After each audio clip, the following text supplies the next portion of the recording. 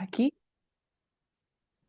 Necesito que aceptéis la grabación y también quiero compartir los sonidos del equipo, que supongo que los podréis oír, porque habrá algún vídeo también. Entonces, a ver.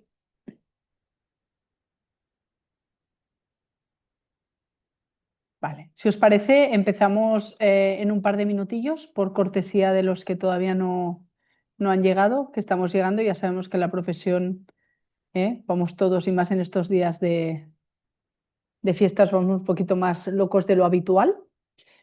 Así que, bueno, podemos hablar un poquito de lo que estamos haciendo en colaboración con Glaxo.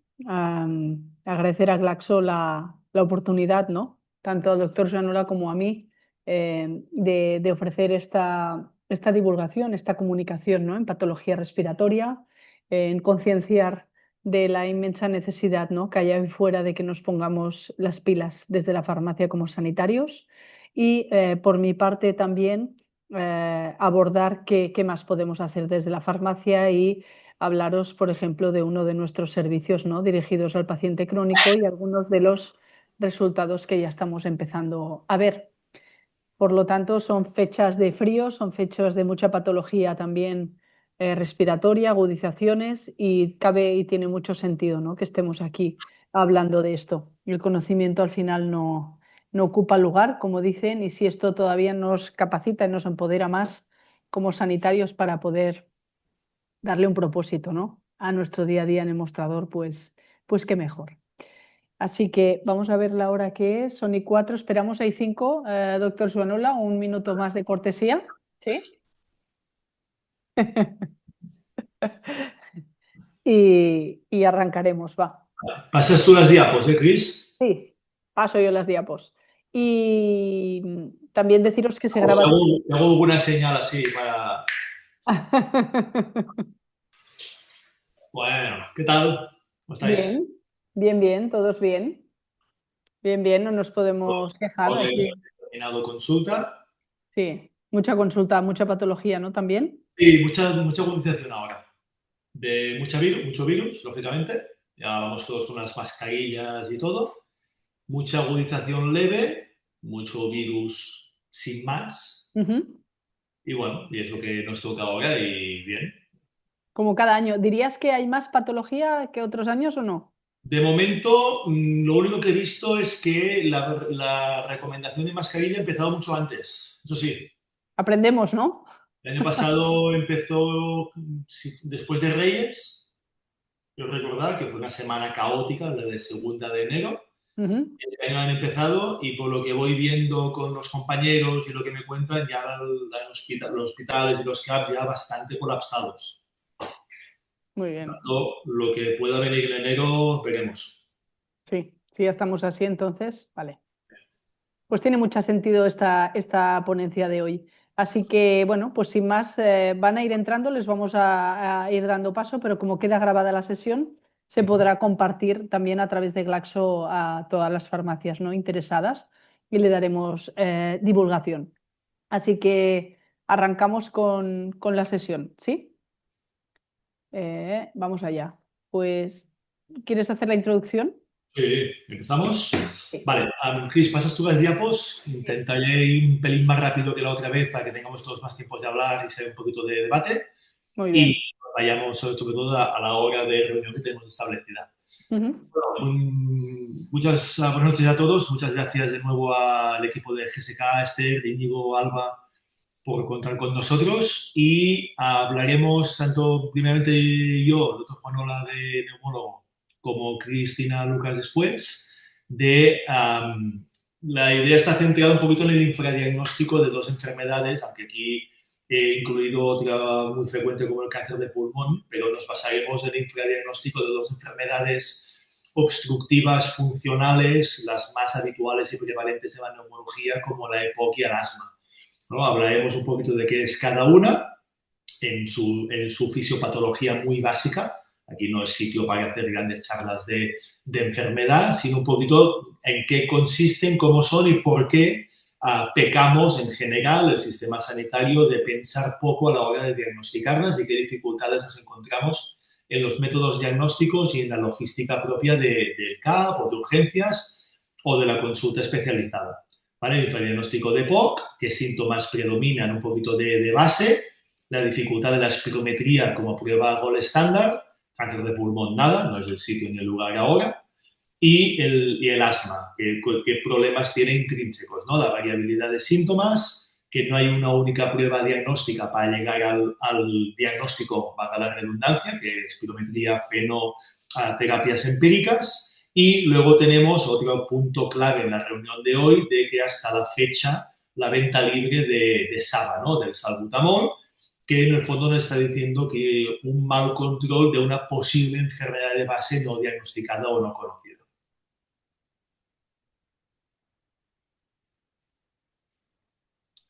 Sí. Vale, algo así.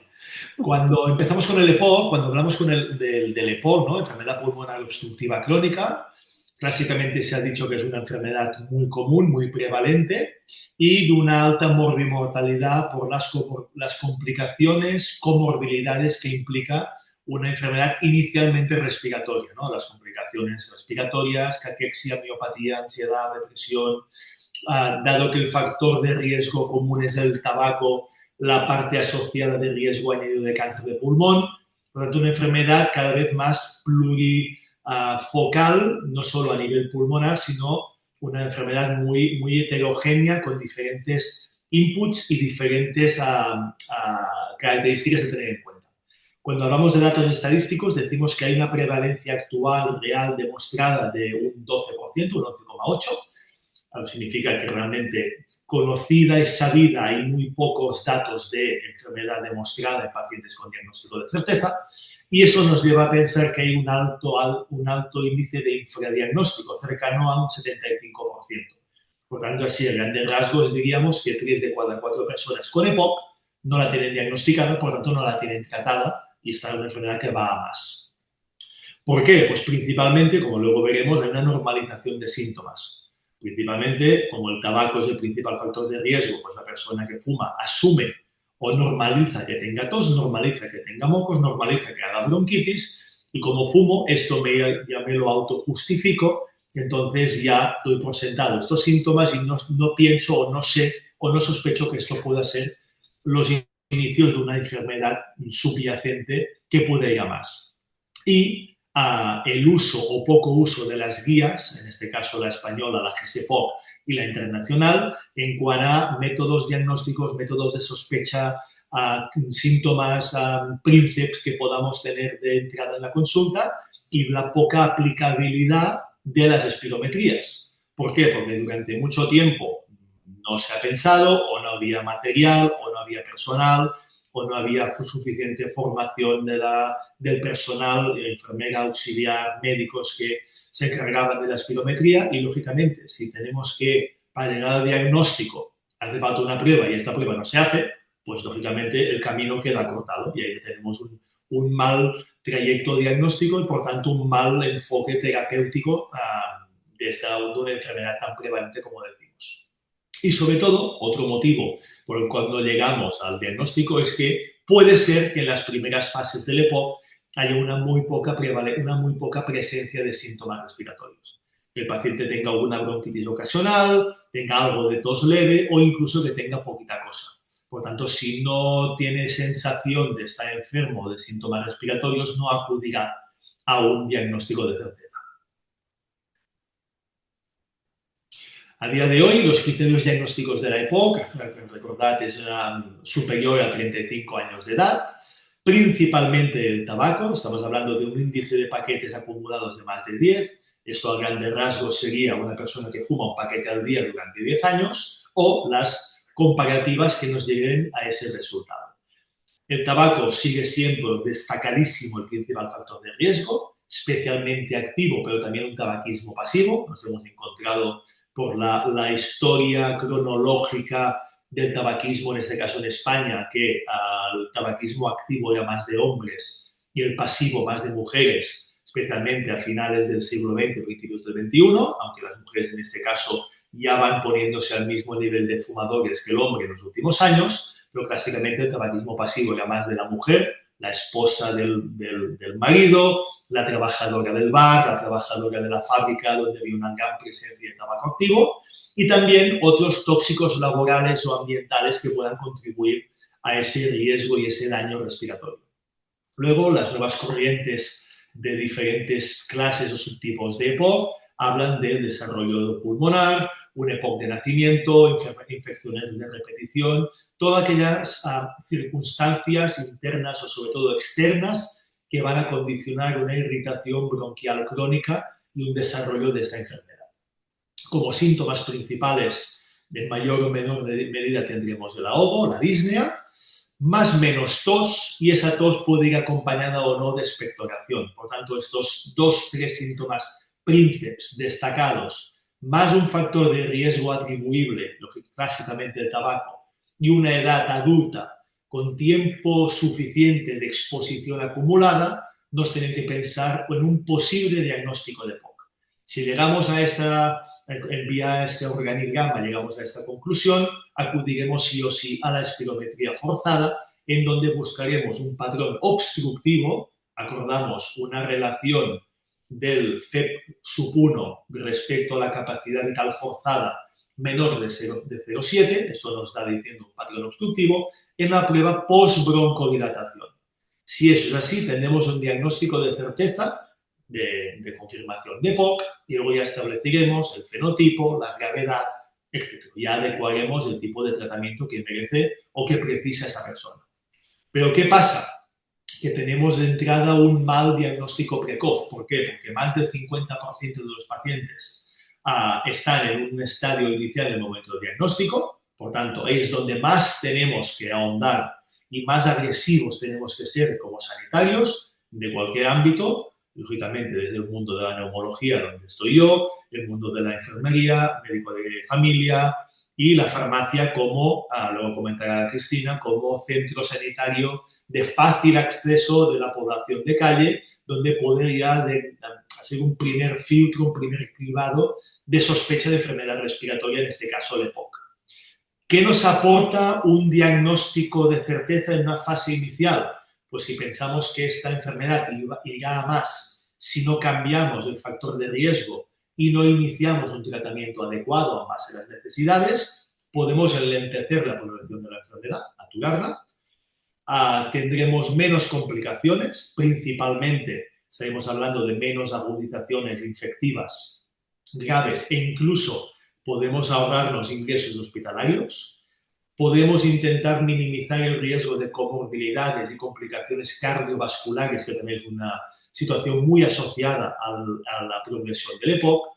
Y, lógicamente, aunque como primera opción nos debería importar menos, como sanitarios también tenemos que tener en cuenta el impacto económico.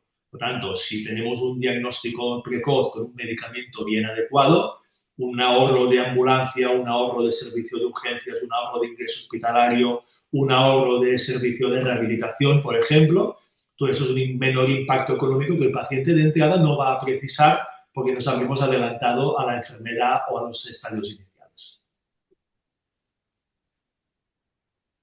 Vale, más de lo mismo en el sentido de que es importante ser agresivos cuanto más tenemos que perder. Si tengo muy poco, poco voy a perder. Por tanto, esta gráfica nos está diciendo que los estadios iniciales de la EPOC, en este caso visto por la GOL, la Guía Internacional de la EPOC, nos dice que en fase 1-2 es donde más pérdida de función pulmonar progresiva y evolutiva nos encontraremos en una evolución de la enfermedad.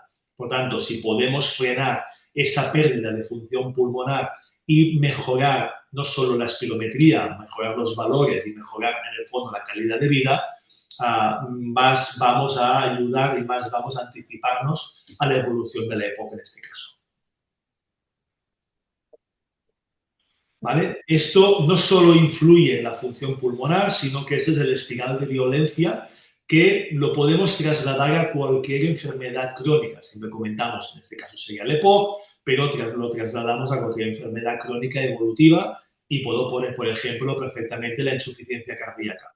Un paciente activo, una persona activa que empieza con disnea, esta disnea será más frecuente en actividades físicas, por tanto, esta persona para protegerse de sí misma dejará de hacer esa actividad porque le está generando un mal, le está generando una situación desagradable, un sufrimiento. Por tanto, esta inactividad se va a convertir en un sedentarismo. Este sedentarismo se va a convertir en una pérdida de masa muscular, una miopatía, y esa propia miopatía conduce a más fatiga.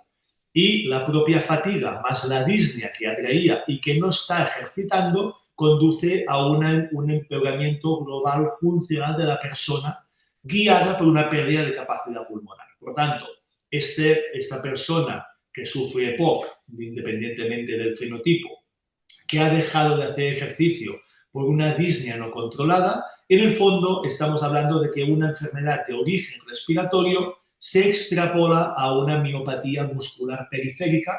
Hablamos de grandes músculos, cuádriceps, glúteos, pectorales. Por tanto, pasamos de una disnea a una fatiga. Y es una persona que en sí, a través de un mal control de la enfermedad, tiene mucha limitación funcional y calidad de vida. Y esto es lo que tenemos que intentar cortar de raíz. ¿Vale? Por tanto, estábamos comentando que la espirometría, en el caso de la EPOC, no del asma, como luego veremos, es el gold estándar. Muy bien, un patrón obstructivo. Hemos hecho una relación debajo del 70% o 0,7 en la maniobra postbroncodilatadora, pero es una prueba diagnóstica que implica, como veremos ahora, mucha o casi toda la parte de la técnica y de la cooperación del técnico y del paciente. Por lo tanto, es una prueba que va a implicar que para sea reproducible y creíble, que esté bien hecha. Y esto no siempre es fácil. Por lo tanto, decimos que es una prueba que, a diferencia de una analítica de sangre, a diferencia de una radiografía, depende 100% de la técnica. Una mala técnica son valores no creíbles, por tanto, no tenemos ahí un valor de referencia. Muchas veces no tenemos tiempo suficiente, no se piensa, puede que sea una prueba que pueda dar algo de pereza a la persona que tiene que hacer más actividades en un ambulatorio. Ponemos, por ejemplo, a la misma enfermera, analíticas, electros, control de tensión, síndrome y expiro, pues quizás una prueba que queda en segundo plano.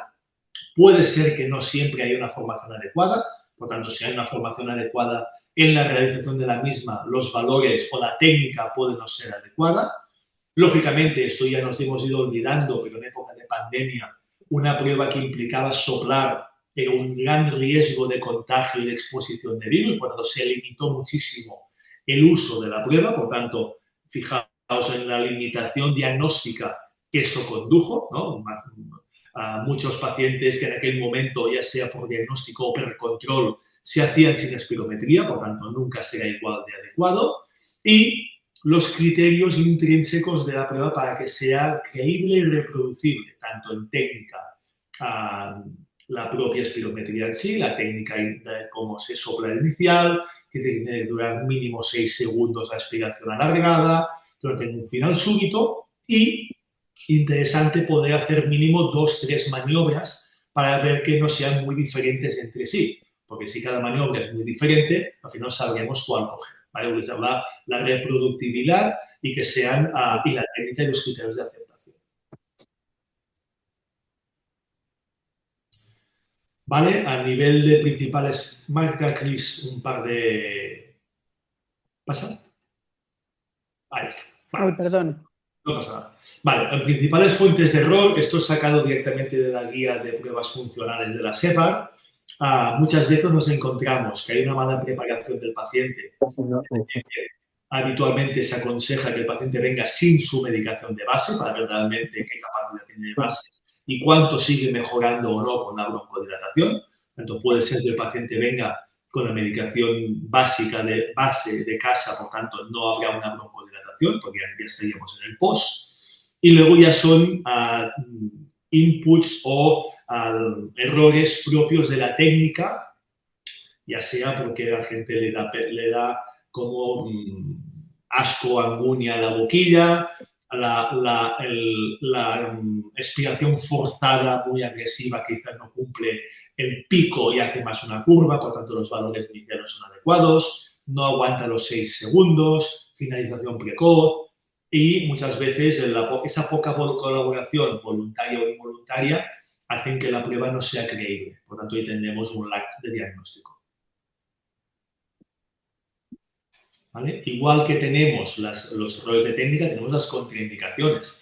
Estamos hablando de que es una prueba que implica un esfuerzo físico y es importante preguntar antes de hacerlo si hay alguna situación crónica o temporal que pueda contraindicar la realización. Como veis en la gráfica, hay dos grandes grupos de contraindicaciones absolutas, las que serían más de origen respiratorio. Son de perogrullo, pero hay que pensar si hay un paciente que tiene un sangrado, un paciente que tiene un neumotórax reciente, un paciente que está en un cuadro de una infección aguda, por supuesto no hay que soplar, un paciente que sale de un infarto, un paciente que sale de una angina de pecho, un paciente que tiene una hipertensión no controlada, no lo voy a hacer soplar porque puedo empeorar su situación de base. Y luego hay las relativas en que en ese momento no se pueden hacer, pero sí pasado un tiempo prudente. Una cirugía reciente, un mal control de un factor de riesgo que venga agudizado, si está en una crisis respiratoria, la propia edad que va a contraindicar la educación o la técnica en sí. Por tanto, por sentido común, pero hay que tenerlo en cuenta, habrá situaciones donde la prueba en sí implica un riesgo implícito.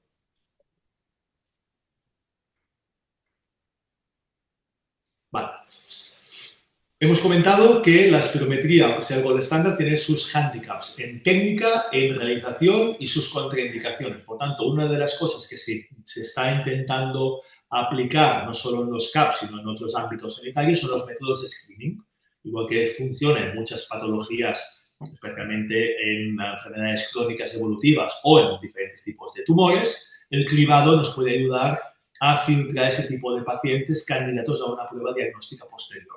Por tanto, en este caso, los cribados de EPOC serían aparatos portátiles de función pulmonar, más pequeñitos, más económicos, de facilidad de uso, en donde no nos darán los valores diagnósticos de criterios de EPOC, pues sí nos darán ya una idea de patrón obstructivo, ya sea en vez del FEP1, en vez del FVC, nos dan otro valor de función pulmonar y en base a ese cociente que obtendremos, sería sugestivo de seguir avanzando en el proceso diagnóstico. Por tanto, no será un diagnóstico como tal, pero sí que serían personas ya muy candidatas a siguiente paso, acceder a la espirometría, siempre y cuando ésta esté más restringida, más limitada o sea de más difícil acceso. Por tanto, en ámbitos no propiamente sanitarios, como puede ser una farmacia, que ahora comentaremos, nos puede ayudar a tener ya una perspectiva o una visión de gente candidata a sufrir una enfermedad respiratoria como puede ser el EPOC. Y en base a estos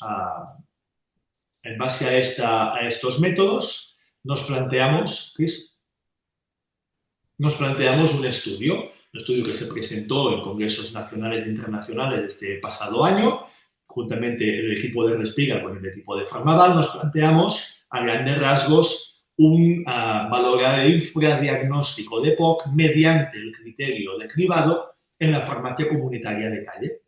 Por tanto, si esa farmacia la hacemos mucho más activa, mucho más partícipe, como centro sanitario, cribando personas con posible riesgo, factores de riesgo de tener EPOC, estaremos ayudando a introducir en el sistema sanitario a personas que no lo saben, en donde ese espiral de violencia, esa enfermedad evolutiva, la podemos diagnosticar, la podemos tratar.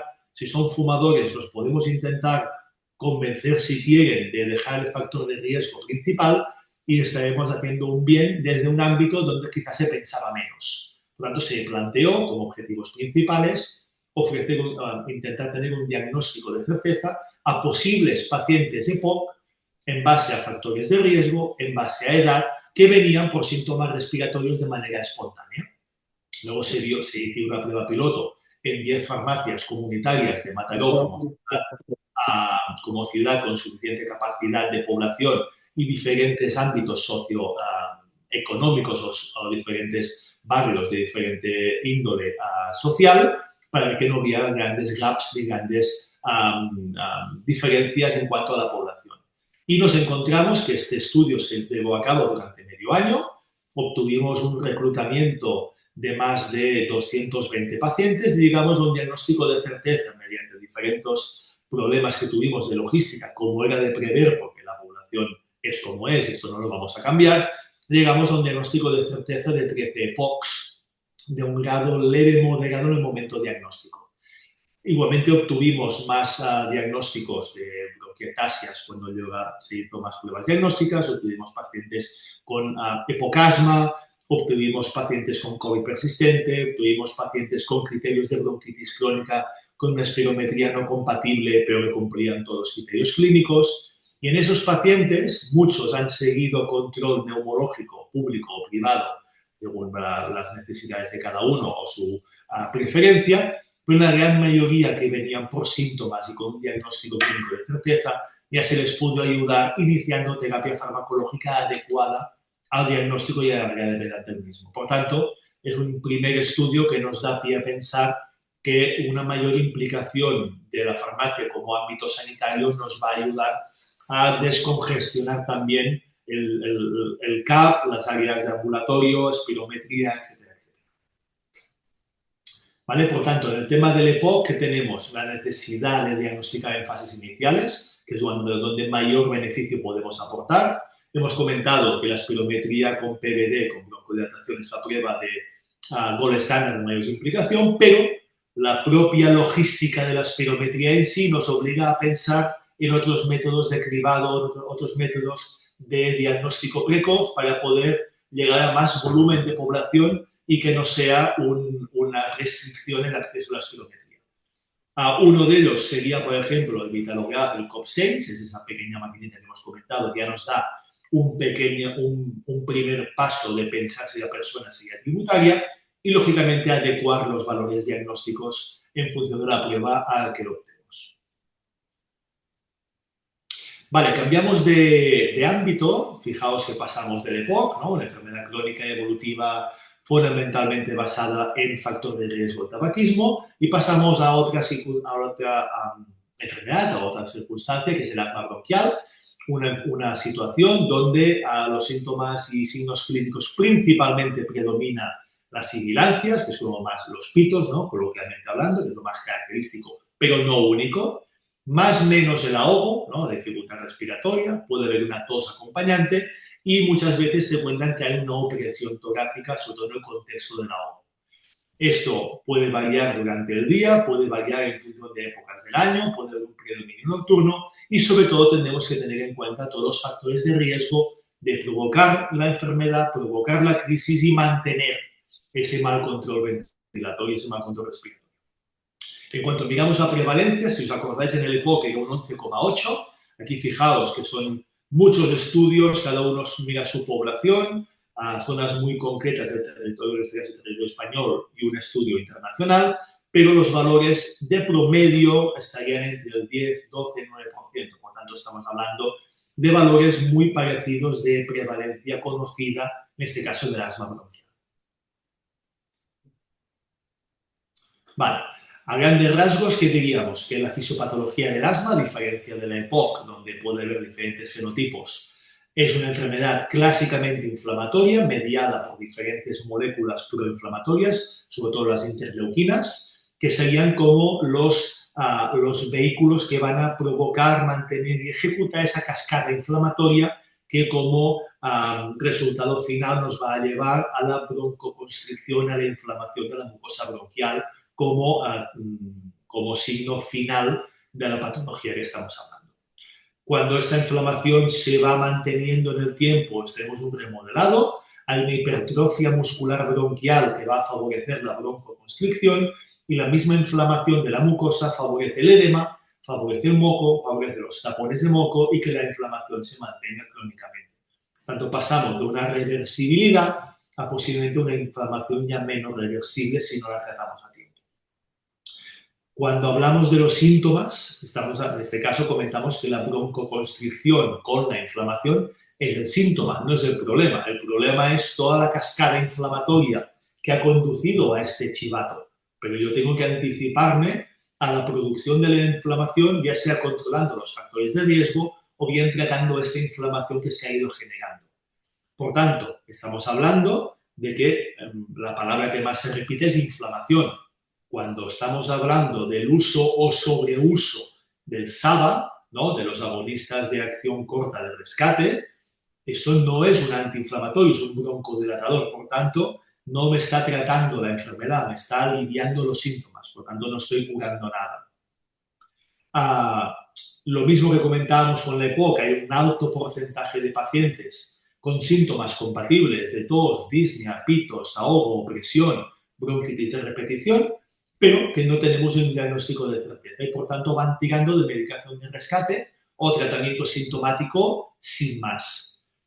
Más o menos sería lo mismo que hemos comentado. La espirometría en este caso también es un retraso diagnóstico por los hándicaps que hemos comentado y muchas veces, hasta hace poquito, la venta libre en farmacia de los SABA pues era que el paciente iba tirando y ocultaba realmente una enfermedad o una sintomatología de base. ¿Por qué? Porque como no estoy utilizando un corte inhalado, no estoy desinflamando, lo único que hago es poner un parche broncodilatando a pequeñas tandas de 4 o 5 horas. Para un momento puntual, para eso están, como medicación de base, no están indicados, no sirven, no curan.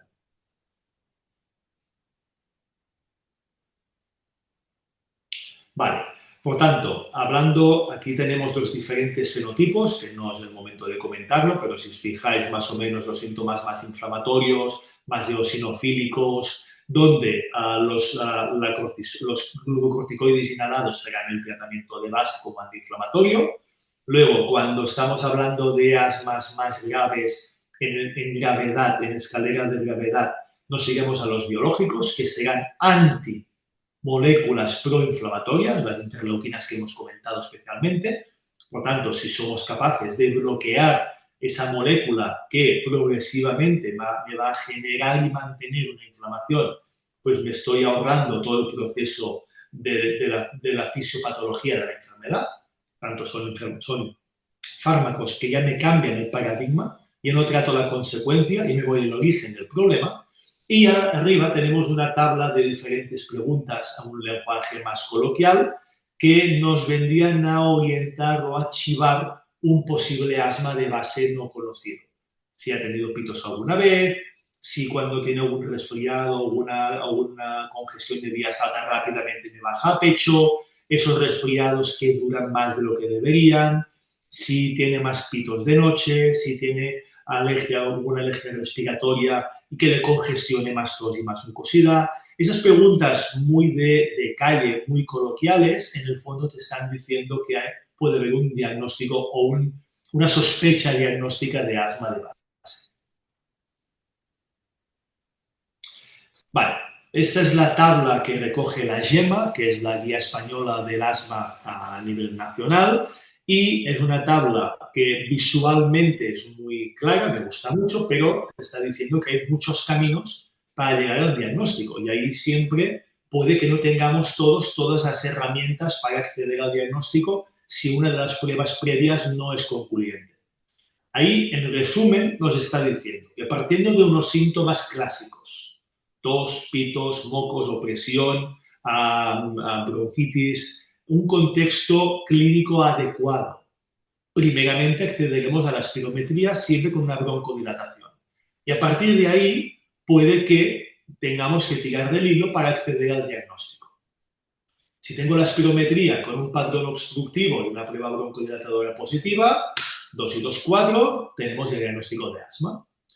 Que la misma espirometría no tiene un patrón obstructivo, pero también me da una broncodilatación positiva, significa que hay una gran mejoría de esta inflamación reversible, tengo diagnóstico de asma. Pero si en ambos casos no hay una mejoría de la broncodilatación, seguimos en la calle diagnóstica. Por tanto, me iré a otras pruebas, ya sean diagnósticas como el test de óxido nítrico o la variabilidad del flujo aéreo en domicilio, donde me van a decir que sigue habiendo una inflamación que he podido demostrar por otra vía, o bien prueba de normalización espirométrica mediante un tratamiento previo, o como prueba quizá un pelín más agresiva o más de uso hospitalario, la prueba de broncoconstricción, que clásicamente es la metacolina, en donde yo no solo busco broncodilatar, busco si ese bronquio es más sensible a que se pueda cerrar. Por tanto, ese mismo paso negativo también nos dará el diagnóstico. Por tanto, el resumen de esta gráfica es que no solo nos quedamos en una espirometría no concluyente para no decir que es asma, sino que si pensamos que mediante los síntomas que presenta la persona, mediante la clínica que presenta, la estacionalidad y los factores de riesgo, tenemos que poder derivar al paciente donde sea necesario para que podamos llegar a un diagnóstico de certeza. Dicho esto, enlazamos con la parte final ya de la presentación de mi parte, que es el sobreuso del Ventolin, o del salbutamol, perdón, del SABA. A nivel de Europa, diferentes países, cada uno intentó hacer lo suyo para ver que todos más o menos decían lo mismo, y se llamó el estudio Sabina, donde el sobreuso de SABA estaba asociado a un mayor aumento de agudizaciones y un mayor mal control de la enfermedad, lo que acusaba un mayor riesgo de mortalidad. No por el medicamento en sí, sino que es un mensaje que muchas veces se ha transmitido mal. El Ventolin no mata, el salbutamol no mata. Lo que puede matar o lo que puede controlar, lo que puede generar un mal control es que si tú tienes una situación inflamatoria de base que no la conoces, que no la estás tratando adecuadamente y la única herramienta que tienes tú es un medicamento de rescate suave, leve, de acción corta, que no te da beneficio a largo plazo, lo único que vas a hacer será abusar de este medicamento porque es lo único que tienes. Por tanto, el problema no es el uso en sí del fármaco, sino el mensaje que te transmite el sobreuso de ese fármaco, que es que no estás ganando nada. Por tanto, el sobreuso del fármaco, que lo seguimos viendo en consulta, es el chivato que tiene que hacernos pensar que esa persona tiene algo más que no está tratando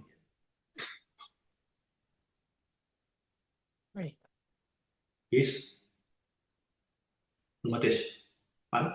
¿Por qué lo decimos? Porque en esta gráfica, que sería el escalón terapéutico de la GEMA, la Guía Española del Asma, nos pone que el SABA únicamente tiene indicación a demanda. Porque desde muchos sitios se da mucha pauta de salbutamol fijo con una alta dosis diaria de prescripción, lo que va a conllevar a que no me mejora la situación de base y solo me va a aumentar los efectos adversos en forma de ansiedad, temblores, taquicardia, insomnio, etcétera, etcétera. Por tanto, el SABA como tal se usa a demanda, pero con una baja necesidad, porque si lo utilizo demasiado, porque no lo necesito demasiado, subo un peldaño. Me voy al escalón 2, 3 o 4, añadiendo de base el glucocorticoide inhalado, que es lo que me va a proporcionar la desinflamación. Y ya si os fijáis desde las últimas actualizaciones de la guía, en el escalón 1 ya no solo te dicen SABA, sino te dicen SABA más un glucocorticoide a dosis bajitas. Porque ya que broncodilato, desinflamo. Y así ya estoy ganando, ya estoy curando, no solo estoy aliviando. Tanto desde este medicamento a demanda con baja necesidad para un mayor control, si no, subo y me voy a tratamiento que cure. Que sí que es verdad que la percepción de alivio del cortis inhalado no es inmediata, no es su función, no es su objetivo, pero es más curativo y a medio largo plazo. Por tanto, se deberían poder combinar para el beneficio inmediato y el tratamiento de base. En España, lo mismo. El estudio Sabina que hemos comentado en diferentes países de Europa, en España es lo mismo extrapolable. El salbutamol sigue siendo de los fármacos más dispensados con receta o sin receta. El precio, como veremos, influye muchísimo. Y el sobreuso es un factor de chivato de un mal control de la inflamación bronquial. Por tanto, en España decimos que hay hasta un 35%, sigue habiendo gente que lo sobreutiliza más de lo que debería, y en este caso, como si va con receta, el médico ya habrá hecho, se sobreentiende, una primera valoración, y si no la ha hecho, el farmacéutico sería la persona encargada, la persona fronteriza en ver que esta persona está abusando de un medicamento que no le está proporcionando ningún beneficio de inmediato, solamente es un alivio. Por tanto, ahí es donde deberíamos ya poder sospechar y reorientar a esa persona a que se haga un buen control y un buen diagnóstico.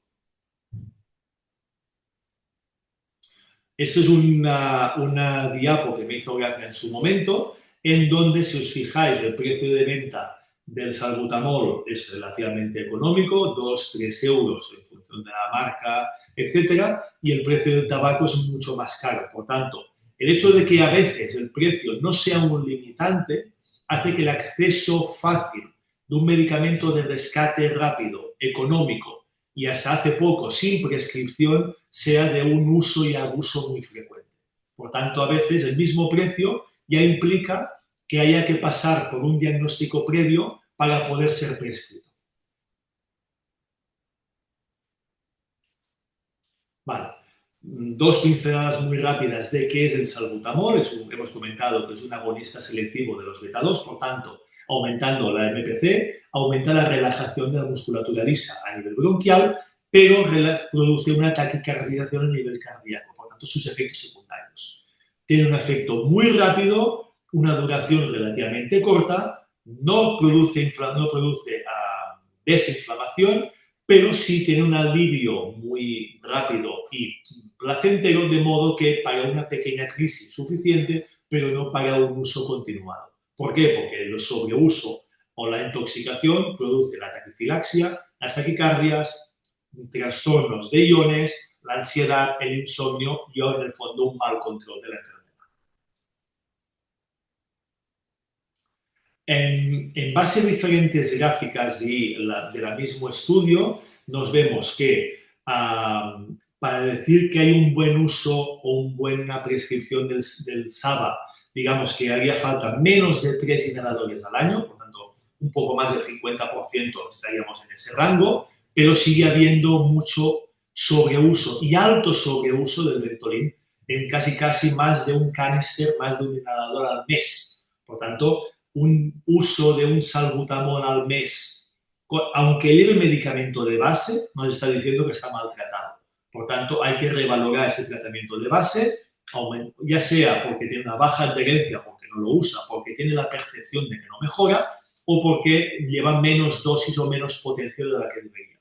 Por tanto, un sobreuso de SABA siempre es un motivo de alarma para pensar que algo de base no está bien tratado.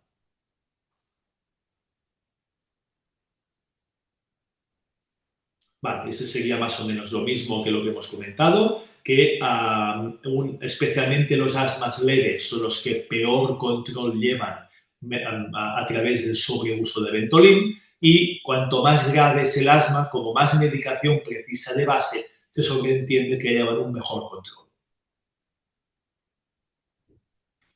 Lo mismo, el sobreuso de Ventolin va asociado, no por el sobreuso de Ventolin, sino por el mal control de la enfermedad de base, va asociado a un mayor riesgo de exacerbaciones. Entonces aquí nos implicará control con corticoides sistémicos, posiblemente ingreso hospitalario, visitas a urgencias y, en el caso más grave, un aumento de la mortalidad asociada a un mal control del asma de base. Por tanto, ese uso excesivo del Ventolin será la piedra, la punta del iceberg que nos va a decir que algo de base no funciona.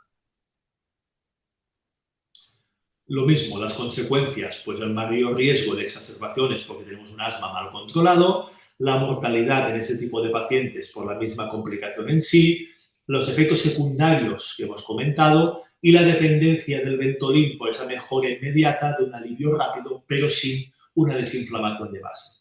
Lógicamente, a mayor mal control de esta persona, de esta enfermedad, lo mismo que hemos dicho del EPOC, mayor impacto económico, más aumento de necesidad de exacerbaciones, de urgencias, de servicios de rescate. Por tanto, un mayor control va a implicar que el paciente también genere menos gastos sanitarios.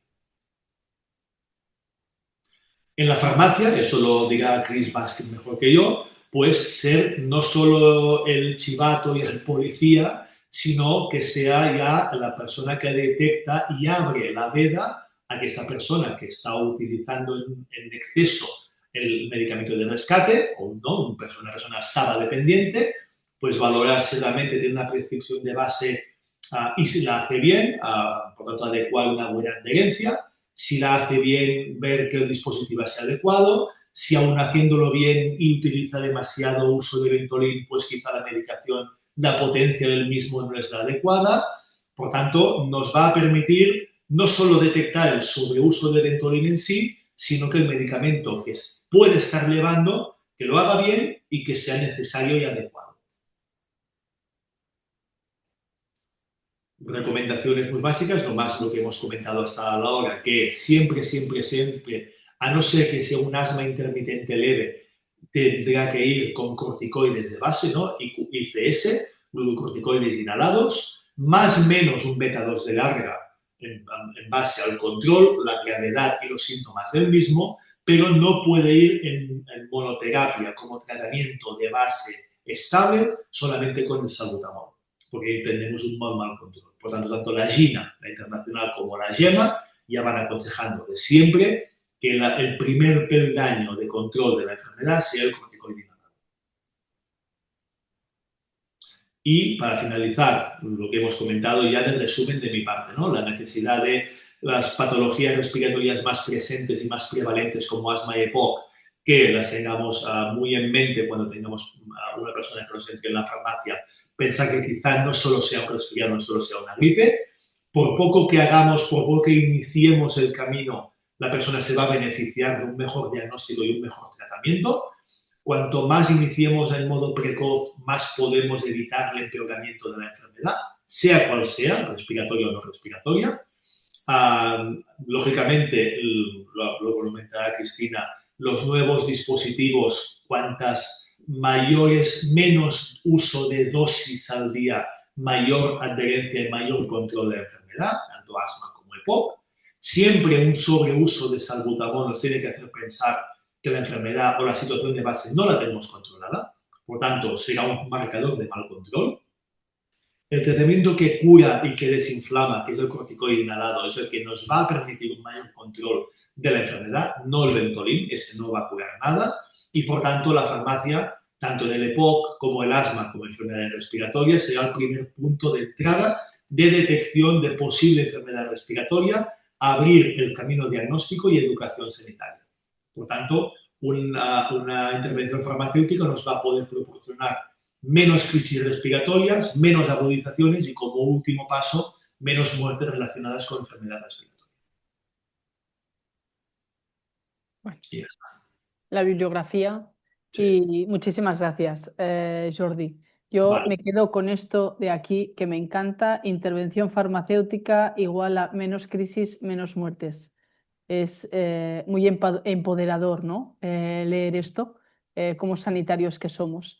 A mí me toca abordar la parte de qué más podemos hacer desde la farmacia comunitaria y cómo nos dedicamos a implantar servicios profesionales farmacéuticos muy centrados en la patología respiratoria. Vamos a abordar y explicaros un poco qué podéis hacer desde la farmacia comunitaria y qué resultados se están teniendo, ¿no? De entrada, abordar un poco que la patología, o sea, la patología respiratoria va ligada a muchos factores, pero uno de ellos es la mala técnica inhalada. Llevamos muchísimas décadas, años, con una mala técnica inhalada. Esto no mejora. A lo largo de los años, el paciente sigue utilizando muy mal su inhalador y, por lo tanto, difícilmente va a tener un buen resultado terapéutico. Por otro lado, tenemos una revisión sistemática de 55 estudios a nivel mundial, donde se examinaba a los profesionales sanitarios, contemplando farmacéuticos, enfermería y médicos. Se les examinaba en técnica inhalada y, como había muchos estudios agrupados, los dividieron en subgrupos por franjas de épocas, de años. Los más antiguos solo aprobaron este examen un 20,5% de los profesionales sanitarios, pero es que los más recientes aprobaron solo un 10,8%, o sea, cada vez menos, porque cada vez tenemos más dispositivos inhalados. A día de hoy, esto es un dato que deberíamos memorizar, un poco grabado a fuego todos, y es que tenemos a nivel mundial menos del 10% de los profesionales sanitarios que aprueban un examen de técnica inhalada. Por lo tanto, veréis un poco la situación, la tragedia. No quiero hablar en clave negativo, pero es que a mí me motiva y me ayuda como profesional sanitaria, como farmacéutica, a ver que hay una gran necesidad allá afuera de la sociedad y que somos bueno, los elegidos un poco y los más, bueno, más disponibles, digamos, para poder interferir, mejorar esta situación. Os he compartido el sonido, me vais a confirmar si lo escucháis, pero por más que yo os cuente, creo que una imagen vale más que 1000 palabras y creo que casualmente tenemos a la farmacia, no sé si están, la farmacia, bueno, Selva Ripollet de esta paciente, ¿no? Que ofrece estos servicios respiratorios y quiero que veáis un poco lo que está ocurriendo en esta realidad, ¿no? Del paciente.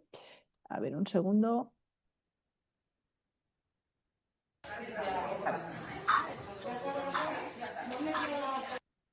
Vale, esta es una de ellas. Este otro paciente de la farmacia de Montse Ochoa de Cornellá. Aquí se le echa una pastillita de estas. Muy bien, échela, échela. Póngala, póngala. La tienes ahí abierta.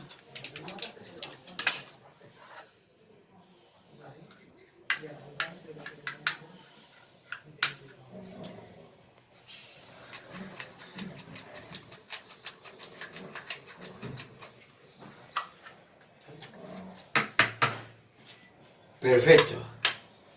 Vale. Vale, entonces, bueno, la paciente de antes sin cámara, pues toda la medicación por todos los lados, donde sea menos a nivel pulmonar. Este otro paciente tritura la cápsula de polvo seco de tantas veces que pulsa el pulsador, pero además mientras está inhalando, pues como va interfiriendo con el pulsador, va obstruyendo su flujo inspiratorio y ahí en la mesa, pues hay entre partículas de gelatina de la cápsula triturada y polvo que no ha inhalado. Entonces, perfecto, no está, está claro. Este otro paciente de la farmacia de Oscar Ianso usa un tratamiento, dos pulsaciones y fijaros que tiene como un decalaje entre el momento que pulsa e inhala. Entonces, como es un presurizado sin cámara, vais a ver que en la segunda pulsación está en cámara lenta para que lo podáis apreciar. En la primera pulsación veréis claramente que pulsa y después inhala.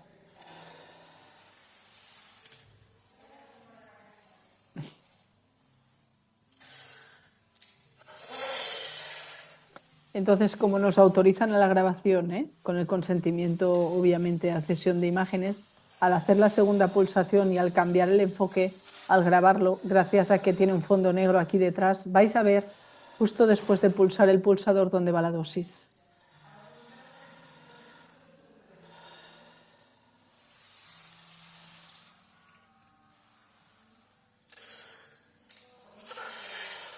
Entonces, este paciente usaba así su tratamiento inhalado desde hacía unos cuantos años y, como comentaba antes el doctor Suanola, pues usaba muchísimo salbutamol, muchísimo. Y además tenía unas molestias a nivel cardíaco que le desaparecieron al empezar a tomar su medicación realmente porque no la tomaba, es obvio, era tirarlo al aire, ¿no? Esta otra paciente, y esto ya es como un poco más triste ver esto, porque normalmente los dispensamos precintados y no vemos más allá de lo que ocurre, ¿no? Esta es una paciente aguda que le recetan por primera vez un inhalador presurizado con cámara y nos cuenta lo que ha entendido que tiene que hacer. Y vais a ver cómo se Claro, toma te ha este gustado. tratamiento. Ara. Ara. És el que ja em va dir. Ara tu sigue. 4. Vale. Ara jo sigo? Sí, el que hagis de fer, què has de fer? Pues ara me l'haig de posar jo, no? Bueno, Ah, no, pues- ara és de xuclar per aquí. Vaig bé?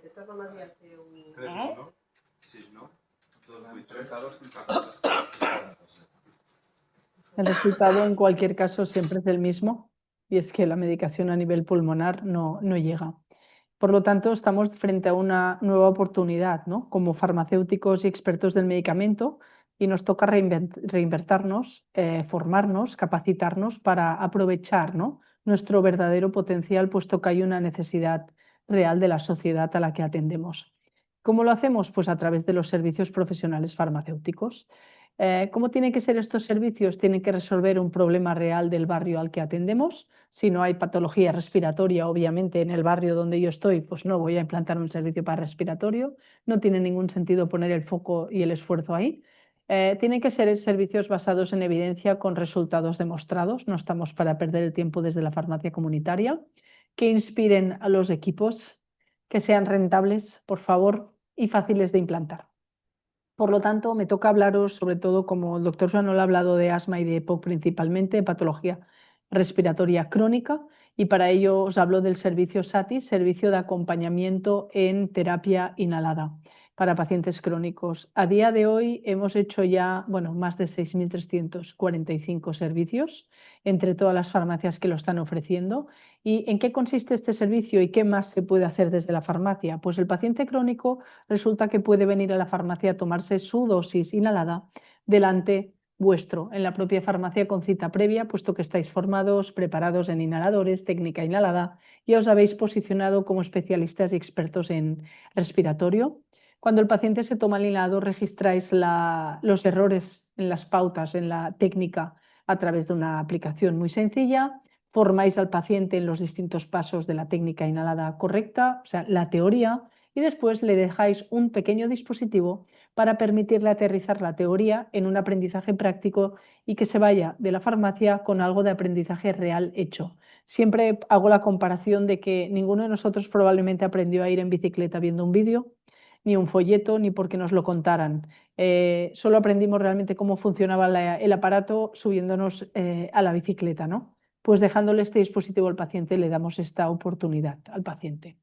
Además, y esto es algo que está ahora es nuestro foco de cara a principios del año que viene, supervisar las pautas prescritas, porque al final el médico de cabecera es humano, en urgencias también son humanos los que prescriben y a veces pues entre que la prescripción puede no estar del todo adecuada a las guías por lo que sea, o que el paciente mismo ha entendido mal la pauta que se le ha prescrito, la farmacia supervisa estas pautas a través de la aplicación y garantiza que el paciente esté también tomando la dosis efectiva para estar bien, ¿no? Y esto también se traduce obviamente en una rentabilidad. Se pueden pasar unos cuestionarios mundialmente validados de asma y de EPOC que traducen en un número, en un valor, cómo está el paciente, cómo están sus síntomas, cómo está el control y el impacto de esta patología en su calidad de vida.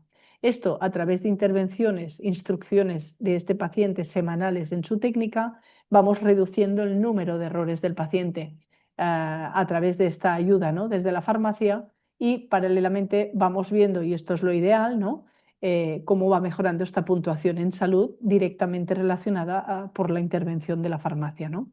Si el paciente resulta que utiliza un dispositivo de polvo seco como requieren flujos inspiratorios potentes, elevados, a través de un dispositivo comprobamos que el paciente tenga bastante flujo inspiratorio para justamente tratarse con este inhalador. En el caso de que no sea así, se emite de urgencia un informe de derivación al médico para que le sustituya el inhalador por uno que requiera menor flujo.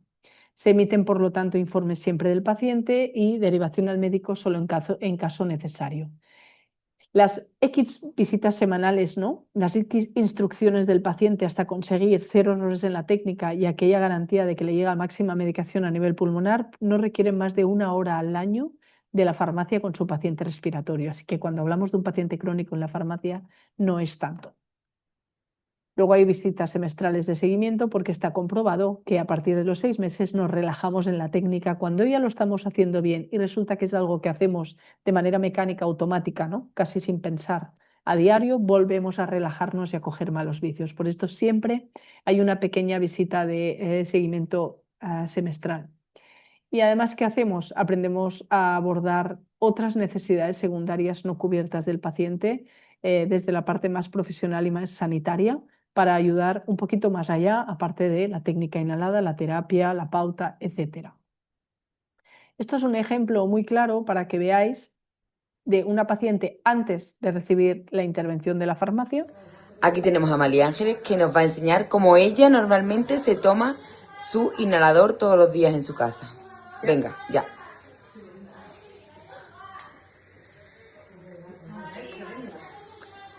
Vale, muy bien.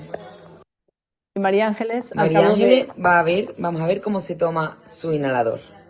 Sí, al cabo de menos de un como mes, si estuviese en tu casa. 3 semanas, pues la técnica es perfecta.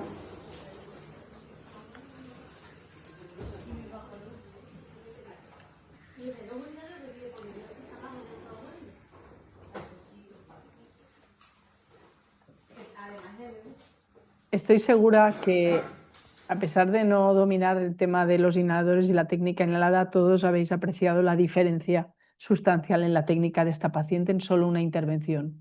Pero es que además esto de 6 a 0 errores se traduce en una mejora en la puntuación del cuestionario del asma impresionante que acerca a esta paciente mucho más a un asma totalmente controlado con 25 puntos. Y en las últimas reuniones que hemos estado teniendo con el equipo de la Facultad de Blanquerna, que estamos a punto de publicar resultados, ellos hablaban de estos 8 puntos, ¿no?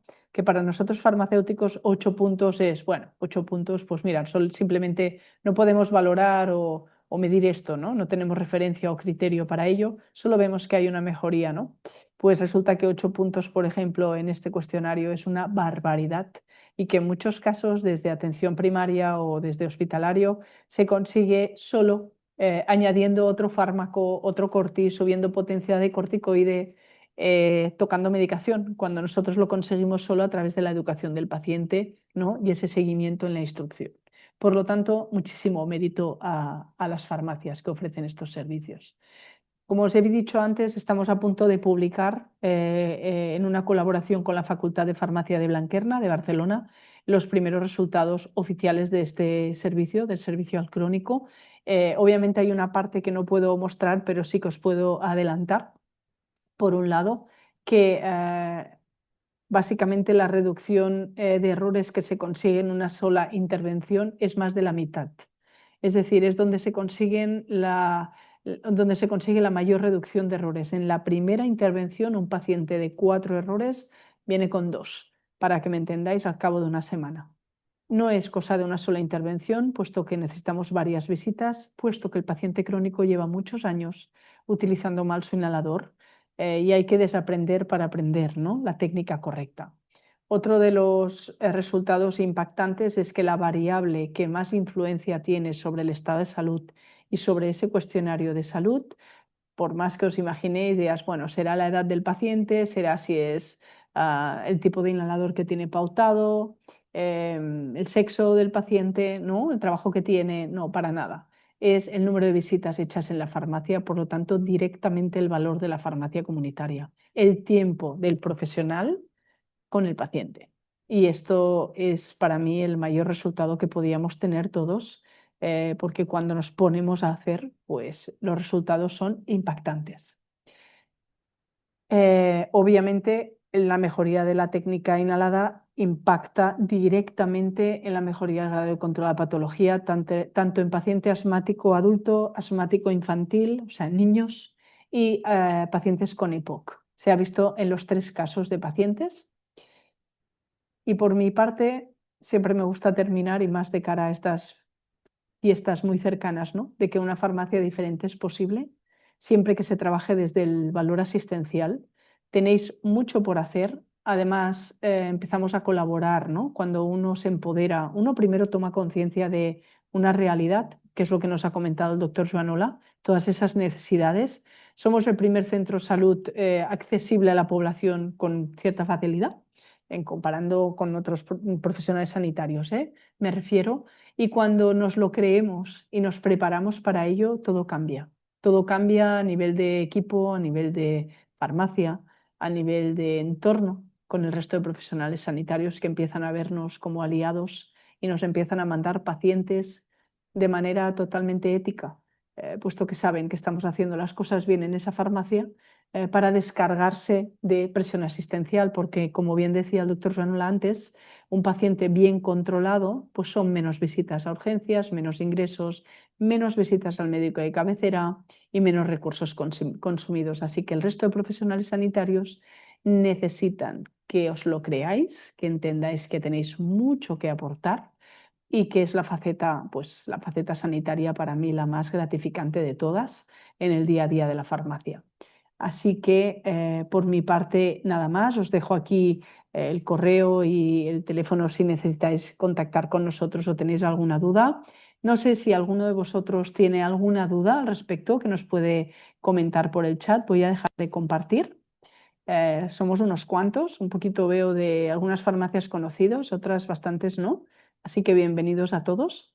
Y no sé ¿Tenéis alguna duda en el chat si queréis compartir o tomar la palabra?